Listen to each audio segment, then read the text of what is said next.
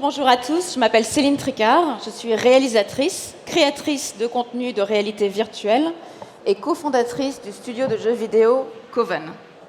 Alors, quand on m'a demandé de venir parler sur la fierté, j'ai un peu souri. Parce que, voyez-vous, ça fait 10 ans que j'habite aux États-Unis, que j'habite à Los Angeles. Et entre les États-Unis et la France, on a une vision très différente, une façon d'exprimer la fierté de façon très différente. Je vais vous donner un exemple. Au cours de mon parcours aux États-Unis, de ma carrière aux États-Unis, j'ai eu l'occasion de travailler sur de très gros films américains, notamment Transformers de Michael Bay. J'ai eu l'occasion de travailler sur Westworld. Puis, je me suis spécialisée dans les nouvelles technologies, et notamment la réalité virtuelle. Une de mes œuvres de VR a été primée Grand Prix du jury à la Mostra de Venise. Et récemment, en France, j'ai eu l'honneur d'être nommée chevalière de l'Ordre des Arts et des Lettres. Alors, en regardant ce parcours, mon côté américain me dit « freaking awesome ». Mais mon côté français, cette petite voix qui n'est jamais vraiment tout à fait partie et qui est toujours là, a plutôt tendance à dire « bon, peut mieux faire ». Mais une chose est sûre, c'est que j'ai eu un véritable privilège et une grande chance de rencontrer dans ma vie des personnes qui ont conquis cette fierté. Et elles ont changé ma vie. C'était en 2017. J'ai entendu parler d'un groupe de femmes en Irak, des femmes yazidis, qui avaient été capturées par Daesh et qui étaient vendues comme esclaves sexuelles. Mais elles avaient réussi à se libérer et au lieu de rentrer chez elles, dans leur famille ou chez leurs proches, elles avaient décidé de retourner au front et de combattre pour aller sauver leur sœur toujours captive. Cette histoire m'a bouleversée. J'ai décidé d'aller filmer un documentaire en réalité virtuelle sur elles. Je suis partie avec ma petite caméra 360, absolument terrifiée. C'était ma première fois dans une zone de guerre et je suis arrivée. Et là, cette rencontre m'a complètement bouleversée. À leur contact, j'ai été très surprise de remarquer quelque chose. Qu'elles semblaient se remettre, guérir du traumatisme qu'elles avaient vécu de façon beaucoup plus rapide, beaucoup plus efficace que d'autres femmes qui avaient vécu des violences similaires, mais que j'avais rencontrées en camp de réfugiés, par exemple. Et j'ai essayé de comprendre pourquoi. Et c'est alors que j'ai compris que cela venait du fait qu'elles avaient décidé de reprendre le contrôle de leur destinée. Alors certes, elles risquaient leur vie en retournant au front, mais elles avaient décidé de prendre ces décisions, de reprendre le contrôle de leur corps.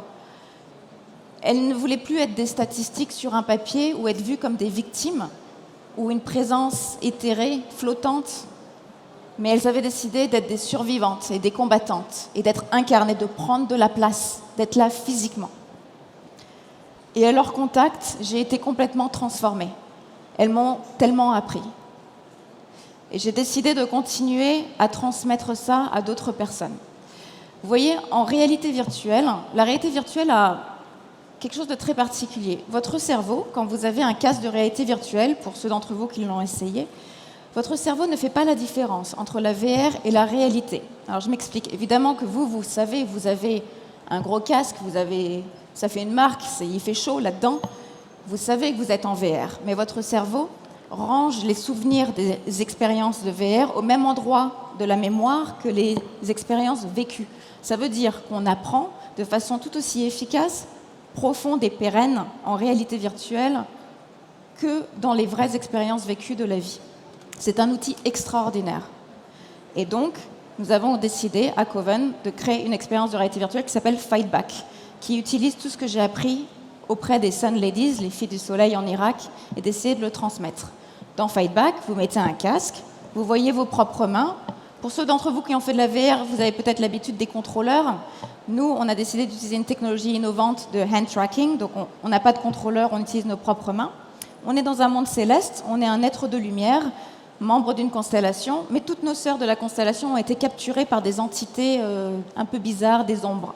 Et donc, c'est un jeu d'aventure et de combat où on va aller libérer nos sœurs. Chaque sœur que nous libérons, elle nous apprend un nouveau geste, une nouvelle façon de combattre.